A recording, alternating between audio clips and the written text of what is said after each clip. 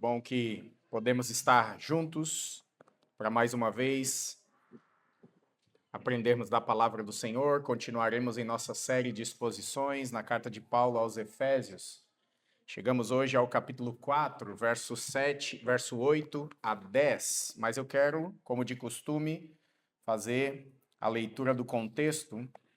Então vamos ler do verso 1 do capítulo 4 ao verso 16. Abra aí sua Bíblia, Efésios capítulo 4, do verso 1 ao verso 16, diz assim: Como prisioneiro do Senhor, rogo-lhes que vivam de maneira digna da vocação que receberam. Sejam completamente humildes e dóceis, sejam pacientes, suportando uns aos outros com amor. Façam todo o esforço para conservar a unidade do Espírito pelo vínculo da paz. Há um só corpo, um só Espírito, assim como a esperança para a qual vocês foram chamados é uma só. Há um só Senhor, uma só fé, um só batismo, um só Pai de todos, que é sobre todos, por meio de todos e em todos. E a cada um de nós foi concedida a graça conforme a medida repartida por Cristo. Por isso é que foi dito: quando ele subiu em triunfo às alturas, levou cativos muitos prisioneiros e deu dons aos homens. Que significa que ele subiu, senão que também havia descido às profundezas da terra? Aquele que desceu é o mesmo que subiu acima de todos os céus a fim de encher todas as coisas. E ele designou alguns para apóstolos, outros para profetas, outros para evangelistas e outros para pastores e mestres, com o fim de preparar os santos para a obra do ministério, para que o corpo de Cristo seja edificado, até que todos alcancemos a unidade da fé e do conhecimento do Filho de Deus e cheguemos à maturidade atingindo a medida da plenitude de Cristo. O propósito é que não sejamos mais como crianças, levados de um lado para o outro pelas ondas, nem jogados para cá e para lá por todo o vento de doutrina e pela astúcia e esperteza de homens que induzem ao erro. Antes, seguindo a verdade em amor, cresçamos em tudo naquele que é a cabeça, Cristo. E dele todo o corpo ajustado e unido pelo auxílio de todas as juntas, cresce e edifica-se a si mesmo em amor, na medida em que cada um realiza a sua função. Vamos orar? Amado Deus, nós te damos graça, Senhor, te louvamos por tua bondade e misericórdia e pelo texto diante de nós. Rogamos ao Espírito Santo que, mais uma vez, com a eficiência e suficiência em nos ensinar o texto, possa iluminar o nosso coração a fim de aprendermos mais uma vez do Evangelho. Ajuda-nos, em nome de Jesus. Amém e amém. Bom, eu quero falar a respeito do Cristo, o Rei triunfante e vencedor. Quero me ater aos versos 8, 9 e 10, que diz assim: Por isso é que foi dito. Quando ele subiu às alturas, quando ele subiu em triunfo às alturas, levou cativo muitos prisioneiros e deu dons aos homens. O que significa que ele subiu, senão que também havia descido às profundezas da terra? Aquele que desceu é o mesmo que subiu acima de todos os céus, a fim de encher todas as coisas. Como que alguém, quando quer transmitir aos seus ouvintes algo importante, quando ele quer deixar gravado no coração e na mente dos seus ouvintes, o que ele faz? Ele cria provavelmente um monumento, um quadro, uma pintura, uma imagem que possa extrair o significado daquilo que ele pretende dizer. E assim nós vemos Paulo e o próprio Cristo fazer o tempo todo, criando imagens a fim de ajudar a fixar aquela mensagem que eles querem passar ao coração dos seus ouvintes. E é muito parecido o que nós vemos aqui. Paulo disse no verso 7 que o Senhor distribuiu a sua graça ao seu povo. Nós vimos isso na semana passada, a origem da graça, a distribuição da graça, a repartição dessa graça ao seu povo. E agora Paulo, ele quer estabelecer uma imagem que seja fixada ao nosso coração. E para fazer isso, no verso 8, ele traz uma imagem do Salmo 68, verso 18 e 19, criando uma imagem à nossa mente. E quando ele faz isso, ele sabe que o público que ele está falando tem um conhecimento habitual com isso. Porque no mundo antigo, poucas cenas eram tão grandiosas quanto o retorno de um rei ou um general vitorioso da batalha demonstrando a sua conquista. É por isso que Paulo evoca a imagem do Salmo 68. As ruas de Roma se enchiam de expectativa, o povo tomava caminhos da cidade aguardando a chegada do seu rei conquistador. Trombetas ecoavam, imagina a cena, uma cena festiva. As ruas cheias, trombetas soando, soldados marchando em procissão. E aquele rei, imperador, conquistador, vem trazendo os seus inimigos sendo conduzidos por aquelas ruas do Império Romano para demonstrar a sua vitória. Os despojos vinham com ele e isso tudo era exibido à multidão a fim de que eles pudessem conhecer a vitória do seu rei, do seu imperador. Mas não terminava aí essa procissão. Dádivas eram distribuídas, honras eram concedidas, presentes eram entregues ao povo e aos soldados. A vitória desse rei se transformava na vitória do próprio povo.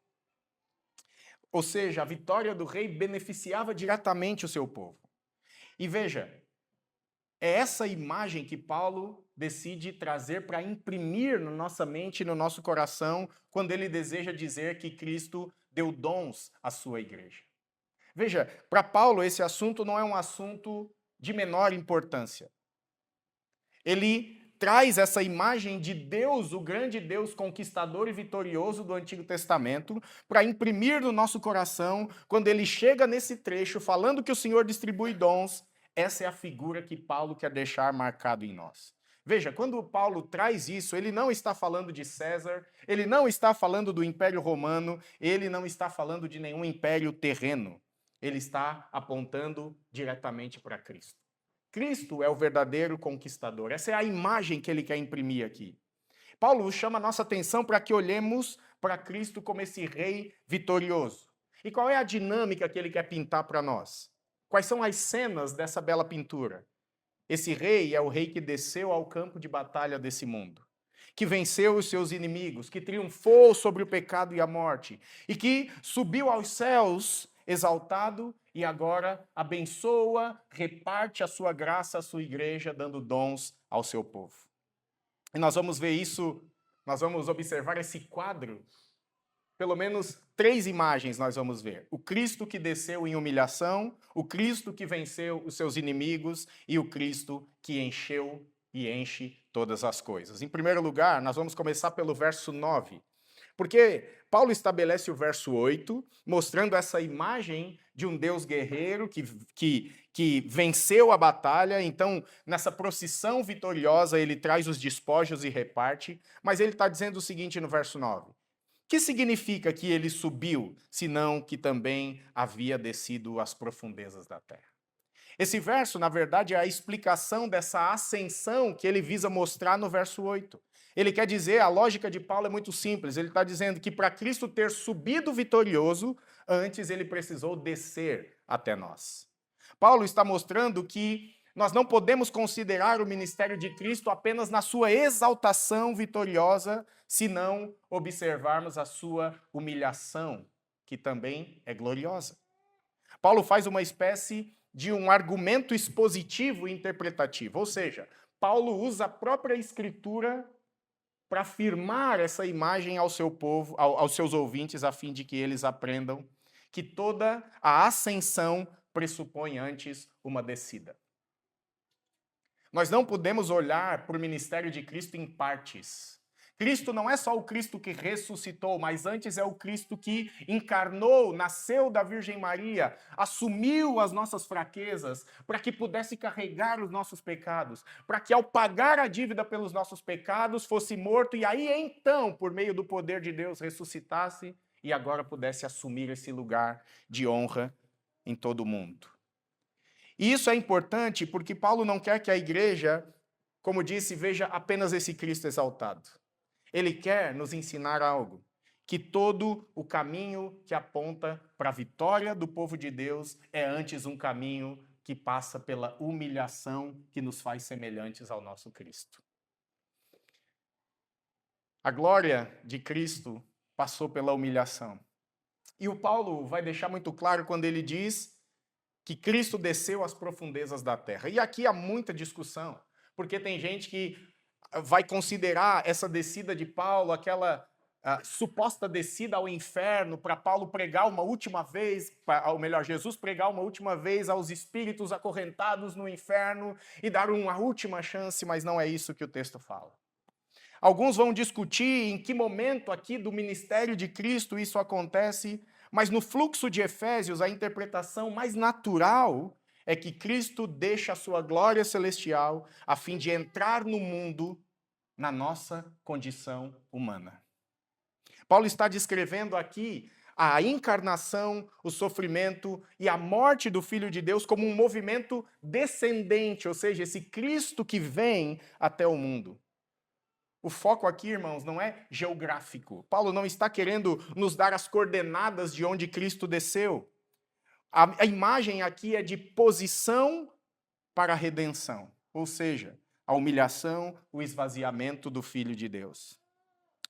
O que Paulo quer nos ensinar e que a gente observe é que não foi apenas uma mudança de lugar, mas foi uma entrega em humilhação e obediência a Deus. Cristo, ele veio para ser rejeitado, odiado e condenado pelos homens. E Paulo vai mostrar isso aos Filipenses no capítulo 2, dizendo que o Senhor se esvaziou. Ele se humilhou, ele veio até esse mundo. E essa descida não é só uma descida para visitar os homens nessa terra. É uma descida que o leva à cruz. A maior profundidade da humilhação de Cristo não foi apenas física, não foi apenas ser esticado naquela cruz, mas foi principalmente uma humilhação, por assim dizer, espiritual e judicial. Porque naquela cruz, ele carregou a nossa culpa. Ele suportou todo o cálice da ira de Deus. Ele assumiu a nossa condenação. Ele experimentou a vergonha da nossa morte que nós deveríamos morrer. Paulo quer que a igreja entenda que a vitória de Cristo para poder distribuir dons aos homens, ao seu povo e à sua igreja, custou toda a sua vida. E isso, num primeiro momento, já eleva o ministério cristão a um alto padrão.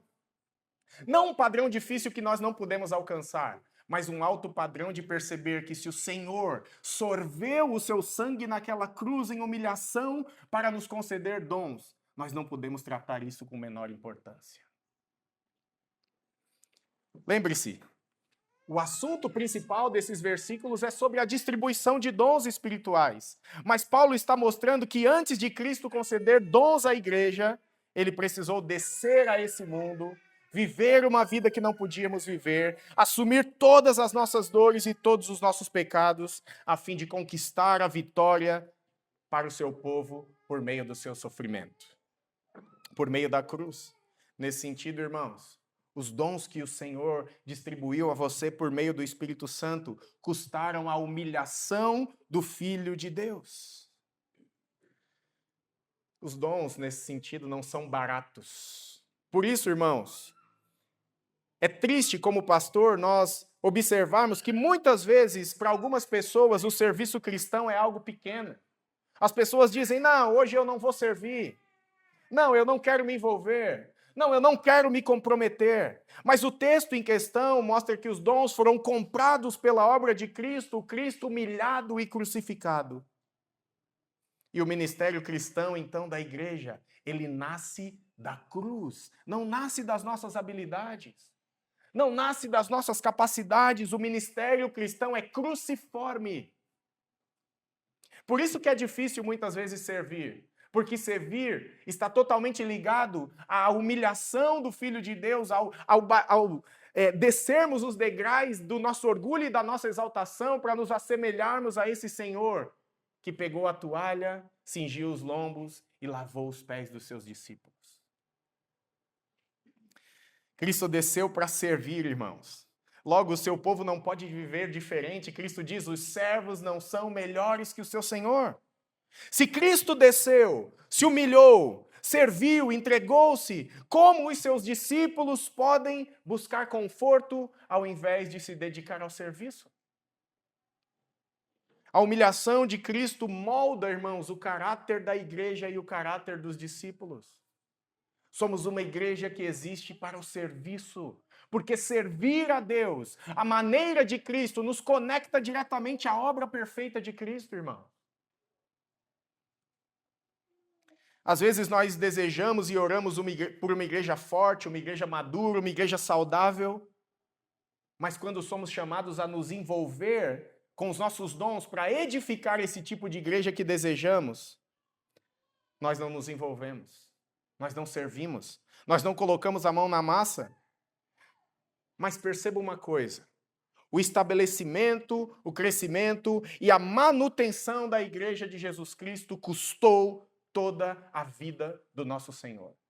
Ele foi humilhado, ele foi vilipendiado, ele foi ofendido, ele foi moído naquela cruz. E por meio do seu sofrimento, ele pôde então, por meio da vitória dessa cruz humilhante, distribuir dons ao seu povo.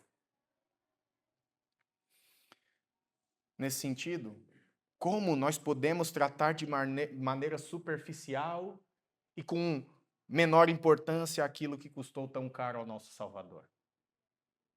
Em outras palavras, como nós podemos enterrar os talentos que o Senhor distribui por sua graça a nós, se isso custou a sua vida? Em segundo lugar, esse Cristo que se humilhou, ele também é um Cristo que venceu os inimigos do seu povo. Veja o verso 8. Por isso é que foi dito: quando ele subiu em triunfo às alturas, levou cativo muitos prisioneiros e deu dons aos homens. Então Paulo, depois de mostrar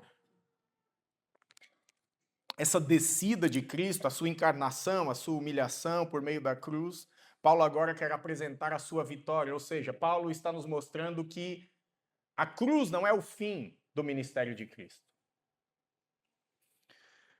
O movimento do texto é muito importante. Veja, Cristo desceu, Cristo lutou, Cristo venceu e Cristo subiu triunfante. Ao citar o Salmo 68, cuja a imagem original, Salmo 68, verso 18 e 19, leia comigo. Paulo vai trazer a imagem desse Deus vitorioso que peleja pelo seu povo. Verso 18 e 19. Quando subiste em triunfo às alturas, ó Senhor Deus, levaste cativo muitos prisioneiros, recebeste homens como dádivas, até mesmo rebeldes, para estabelecerem morada. Bendito seja o Senhor, Deus nosso Salvador, que cada dia suporta as nossas cargas. A linguagem do Salmo é um pouco diferente, mas Paulo traduz esse Senhor que recebeu dádivas como aquele que também pode conceder dádivas. Veja, a imagem aqui é do Iavé, o Deus que é conhecido assim no Antigo Testamento, o Deus que é guerreiro, o Deus que é libertador, o Deus que guerreia pelo seu povo. O Deus que disse a Josué: a batalha não é de vocês, mas é de Jeová o Senhor. É esse Deus que é apresentado aqui. Ou seja, Paulo está pegando essa porção da Escritura e retratando a vitória do próprio Cristo contra os seus inimigos. Ele mostra esse Deus marchando em triunfo após derrotar os seus inimigos e assumir, por assim dizer, o Monte Sião, que era o monte do povo de Deus, como esse rei conquistador. E Paulo, inspirado por Deus, aplica essa imagem diretamente a Jesus. Ele está mostrando a nós que Cristo é o Rei divino que triunfou. Mesmo em humilhação, ele venceu. A cruz não é só um instrumento onde o Senhor pagou a dívida pelos nossos pecados, mas a cruz também aponta para a vitória do nosso Senhor. Veja, o texto diz: quando ele subiu em triunfo às alturas, mostra a ascensão de Cristo. Paulo não está mostrando apenas um deslocamento espacial, por assim dizer. Paulo não está dizendo apenas que Jesus voltou para o céu. Mas a ideia é que Jesus foi entronizado como um rei vitorioso que é. Aliás, Paulo já nos ensinou isso em Efésios capítulo 1, verso 20 e 22. Leia comigo. Quando ele fala do poder de Deus atuando em nós, ele vai dizer assim: esse poder ele exerceu em Cristo, ressuscitando-o dentre os mortos e fazendo assentar à sua direita, nas regiões celestiais. Muito acima de todo governo e autoridade, poder e domínio, e de todo nome que se possa mencionar, não apenas nesta era, mas também na que há de vir. Deus colocou todas as coisas debaixo dos seus pés e o designou cabeça de todas as coisas para a igreja. Veja, essa imagem é uma imagem não de derrota, mas é uma imagem de domínio. O Senhor, pela cruz, ele conquista, de fato, ele já é Senhor de tudo, mas a cruz, essa imagem, traz a conquista de fato desse Senhor que é glorioso, que por meio do poder de Deus é ressurreto, é assentado à direita de Deus nas regiões celestiais, assume o governo com autoridade, poder e domínio, recebe um nome acima de todo nome, em todas as eras, em todos os tempos, por toda a eternidade. E a imagem aqui é ele colocando os inimigos sob os seus pés. No mundo greco-romano, o general que triunfava, ele subia à cidade para ter uma honra pública. E Paulo usa essa imagem para apontar para Cristo, como eu já disse. Cristo, ele passa pela humilhação, ele passa pela morte, ele, pelo poder de Deus, ressuscita e ele vence. Ele vence a batalha da redenção. Mas a vitória de Cristo é muito diferente dos reis desse mundo. Cristo não venceu uma nação, Cristo não conquistou um território, Cristo não derrotou um exército humano. O texto nos mostra que ele levou cativo muitos prisioneiros, e essa aqui é uma expressão fundamental para nós entendermos a vitória de Cristo. A ideia é que Cristo triunfou completamente sobre aquilo que escravizava o seu povo e os libertou. Como um rei que expõe os seus inimigos nessa procissão diante do seu povo, Cristo expôs publicamente os seus inimigos por meio da sua vitória. E Paulo descreve isso em Colossenses, no capítulo 2, verso 13 a 15, quando ele diz assim: quando vocês estavam mortos em pecados e na incircuncisão da sua carne, Deus os vivificou com Cristo. Ele nos perdoou todas as transgressões e cancelou a escrita de dívida que consistia em ordenança e que nos era contrária. Ele a removeu pregando na cruz. E tendo despojado os poderes e as autoridades, fez deles um espetáculo público, triunfando sobre eles na cruz.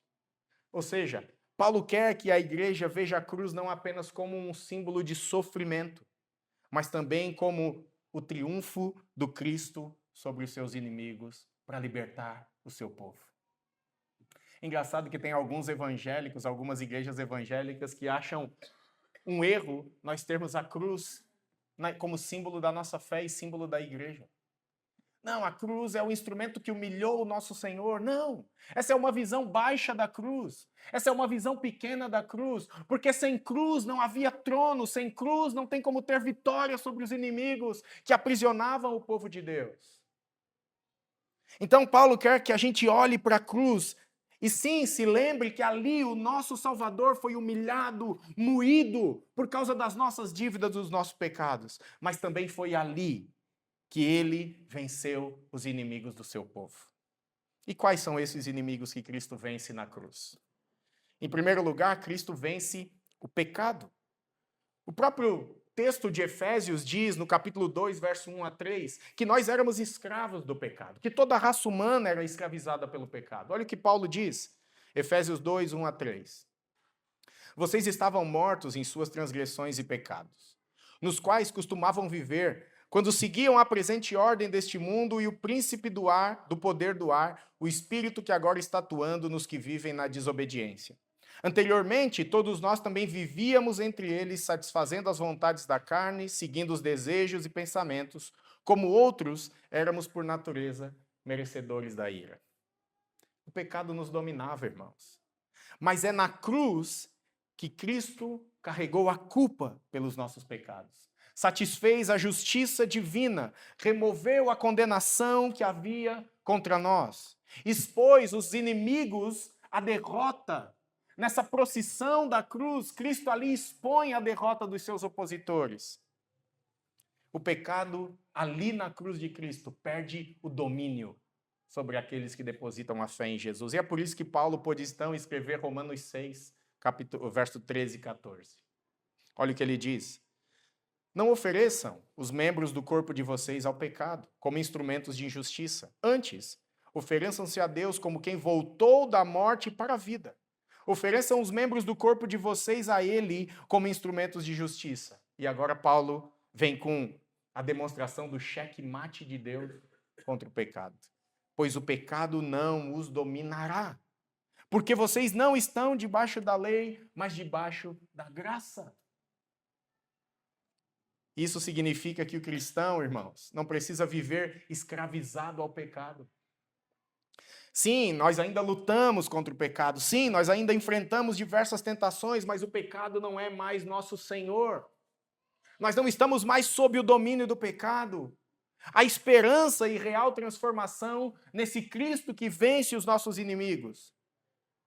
Mesmo quando nós enfrentamos o pecado, nós podemos mesmo assim servir com alegria e crescermos em santidade quando trabalhamos para o Senhor em prol da sua igreja. Em segundo lugar, ele venceu Satanás, ele venceu o diabo. Satanás nas Escrituras é retratado como aquele que acusa o povo de Deus, como aquele que engana, como aquele que é o adversário do povo do Senhor. Mas é na cruz que Cristo esmagou o poder do inimigo. É na cruz que se cumpre a primeira pregação do Evangelho, lá em Gênesis, ainda no capítulo 3, verso 15, quando o Senhor disse: da semente da mulher virá um que esmagará a cabeça da serpente. Isso não significa, irmãos, que nós viveremos com ausência de batalha espiritual, e nós vamos aprender isso em Efésios capítulo 6. Mas significa que o inimigo já foi decisivamente derrotado. Quando nós vamos lendo a Escritura, nós vamos perceber que o tempo em que nós estamos vivendo é o tempo em que Satanás foi, por assim dizer, amarrado, seu poder foi suprimido. Alguns teólogos vão dizer que Satanás é como um cão na coleira do Senhor. E nós vemos isso repetindo novamente o texto de Paulo aos Colossenses capítulo 2, verso 15. Tendo despojado os poderes e autoridades, fez deles um espetáculo público, triunfando sobre eles na cruz. É verdade que o diabo ainda resiste, mas ele não resiste como quem reina. Ele resiste como quem obedece às ordens do Criador. Irmão, Satanás não faz nada que não tenha sido ordenado pelo Senhor. Satanás não faz nada que não esteja no escopo da autoridade poderosa e gloriosa do Senhor. Por isso, ele pode ainda tentar resistir ao povo de Deus, mas quem reina soberano sobre a igreja é o Senhor. Por isso, saber que Cristo venceu Satanás deve trazer segurança à igreja, que nós podemos servir sem temer ao diabo, pois somos guardados pelo nosso Senhor que é poderoso. Não devemos temer nos envolver ao serviço, como se ao servir a igreja ficássemos vulneráveis na nossa espiritualidade. Muito pelo contrário. Quanto mais nós nos envolvemos em servir ao Senhor com alegria, tanto mais o Espírito nos santifica, nos guarda e nos protege, porque foi Jesus mesmo que disse que as portas do inferno, as armas de Satanás e os seus anjos, não prevalecem contra o povo de Deus. Mas Cristo também venceu a morte. Nessa visão de que o Senhor subiu e levou cativos os cativeiros, aponta para a ressurreição de Cristo.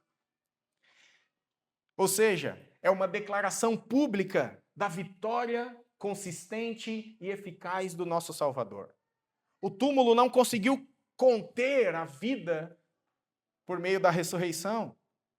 A morte foi derrotada de dentro para fora, irmãos.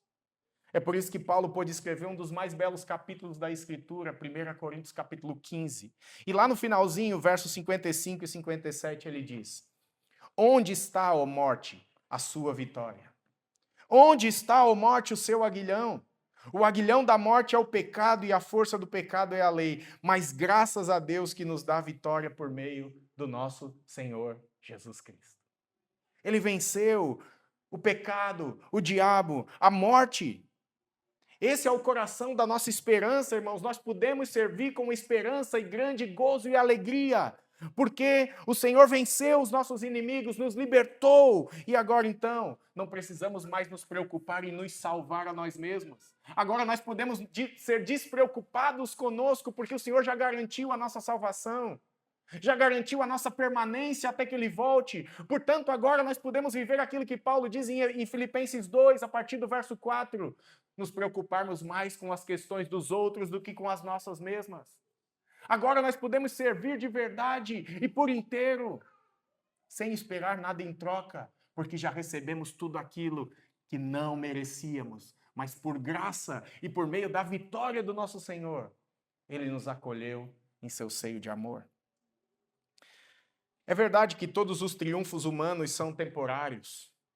Todo o império que por vez se levanta cai, todo rei termina o seu reinado, toda a conquista humana termina. Mas com o nosso Cristo é diferente.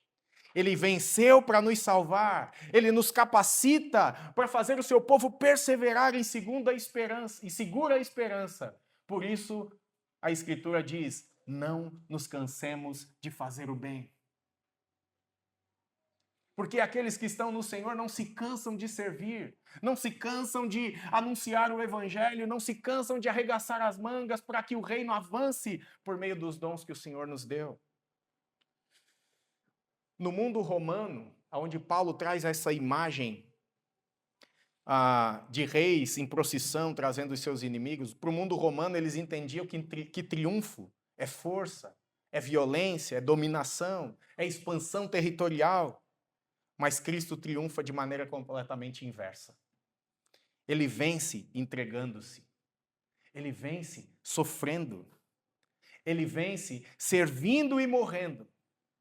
Cristo não é como um rei que manda os soldados para a batalha e fica no palácio. Cristo é aquele que com a sua morte e o seu sangue traz vitória para o seu povo, irmãos.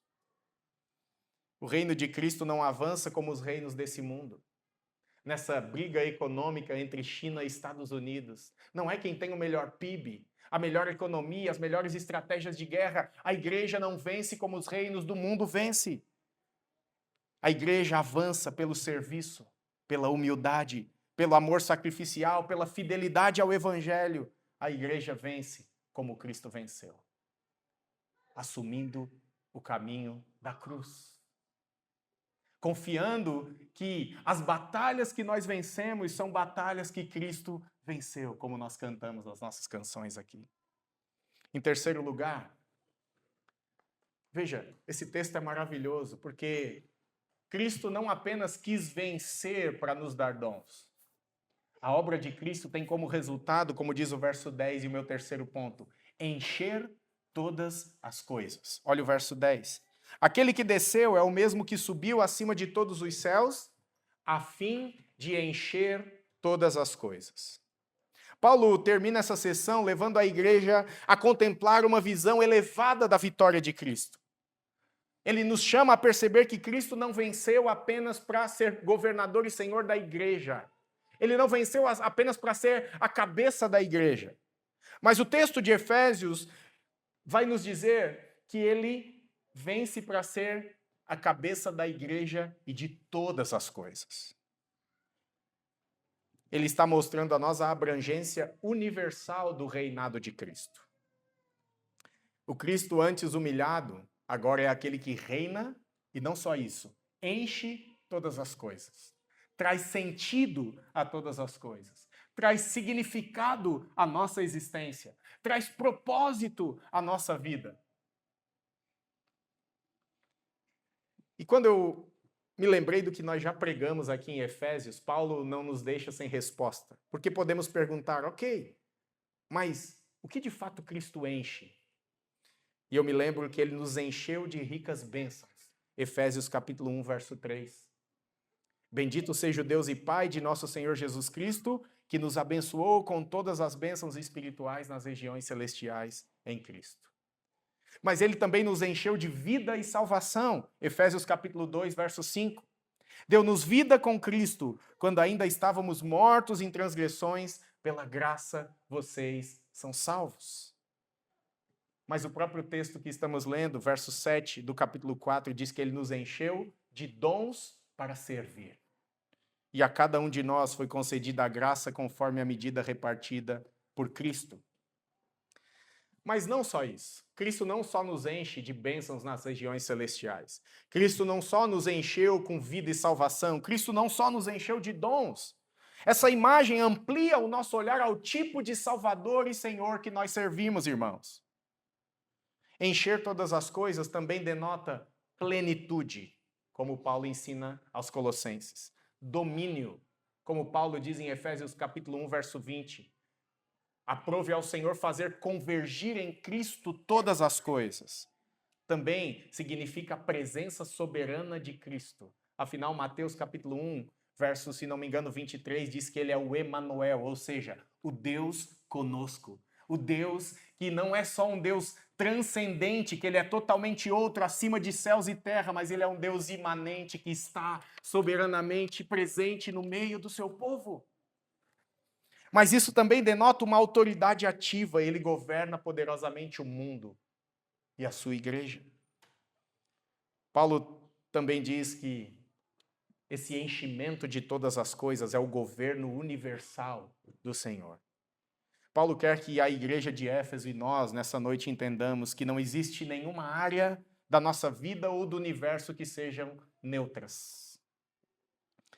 Sabe por quê, irmãos? Isso é importante. Porque muitos de nós, por muitas vezes, nós pensamos que Cristo é Senhor de tudo no culto de domingo, mas não é Senhor de nada lá no nosso trabalho. Nós pensamos que Ele é o Senhor no domingo, mas não é o Senhor nas nossas decisões durante a semana. Nós pensamos que Ele é o Senhor da salvação, mas não é o Senhor da nossa rotina. Paulo está ampliando a nossa visão para dizer que o Senhor é Senhor de tudo. Não há nenhuma área do nosso coração ou da nossa vida que Ele não reine, que Ele não clame por uma autoridade que Ele conquistou, porque recebeu o nome que é acima de todo nome. Agora, Cristo, irmãos, não é um tirano, Ele não é um ditador, Ele é um Salvador amoroso, que assumiu as nossas misérias, os nossos pecados e a cruz que nós deveríamos carregar para nos salvar, habitar em nós, dar dons a nós, nos encher com a sua própria vida, a fim de que, quando nós exercemos os dons, nós apontemos para esse Senhor a quem servimos. Quando nós servimos as pessoas, nós nos identificamos com Cristo que é Senhor soberano. Quando nós servimos as pessoas, é como se nós trouxéssemos esse reino de Deus, sinalizado por meio do Cristo assentado nas alturas, e fizéssemos uma conexão, uma intersecção com a terra. É quando nós oramos, não é só quando oramos o Pai Nosso que o reino vem, mas é quando nos identificamos com Cristo servindo uns aos outros, que as pessoas identificam que Cristo veio ao mundo, que nós somos o seu povo e que ele ainda age na terra. Paulo vai dizer que ele enche todas as coisas, que ele reivindica autoridade sobre tudo. Irmãos, aprenda de uma vez por todas, tudo que temos e somos pertence ao Senhor. E essas coisas, nós e as nossas posses, devem servir como instrumentos para o crescimento do reino de Deus. E calma, irmãos, você sabe que eu não vou apelar para que você dê seus bens, seu dinheiro. Não é isso. Porque tudo que temos, só temos porque o Senhor nos deu. O apelo de Paulo é para que nós, ao entender a grandeza do que Cristo conquistou, nos envolvamos com o seu reino. Sejamos incansáveis em anunciar o Evangelho, em servir, em fazer com que o reino de Deus avance por meio da igreja que se ama, que se cuida, que se percebe. Porque quando a igreja serve fielmente, irmãos, Cristo enche todas as coisas. Toda vez que a igreja se move em serviço, é como se Cristo estivesse enchendo a igreja. Quando uma mãe ensina o evangelho ao filho, quando um irmão consola outro irmão em sofrimento, quando alguém serve com fidelidade, quando alguém discipula outra pessoa, Cristo, que é exaltado aos céus, está enchendo todas as coisas na igreja. Como bem o pastor Diego nos ensinou, esse Deus que é Pai de todos, atua em todos, enche a todos. abençoa a todos. Irmãos, essa visão exaltada aqui de Paulo precisa provocar em nós uma consciência de que o serviço cristão é profundamente glorioso. Ainda que a gente olhe para a igreja e veja as suas limitações, não é difícil de enxergar isso, irmãos. Nós vemos poucos recursos, fraquezas, imperfeições e lutas, mas Paulo quer que a gente erga os nossos olhos para cima das limitações da igreja, para que nós vejamos o Cristo exaltado que está reinando acima nos céus e dando dons ao seu povo, para que a igreja, mesmo em meio às imperfeições, quando ela serve, ela sinaliza que Cristo é o seu Senhor. Mesmo sendo eu e você, irmãos, vasos frágeis, somos falhos, somos pecadores, mas mesmo assim, em meio às nossas fraquezas, apesar das nossas fraquezas, o Senhor continua enchendo todas as coisas. O Senhor continua atuando com sua presença, o Senhor continua governando a sua igreja pelo Evangelho. E essa é, irmãos, quando Ele nos governa e quando nós respondemos ao seu governo, exercendo os nossos dons e servindo uns aos outros, nós apontamos para a maneira como Cristo manifesta a sua presença no mundo. Quando a igreja se move em serviço, quando a igreja ama, quando a igreja ensina, ela aponta ao mundo que Cristo é um verdadeiro Salvador, que Ele reina absoluto, que o mundo não foi entregue à mercê do pecado e do caos.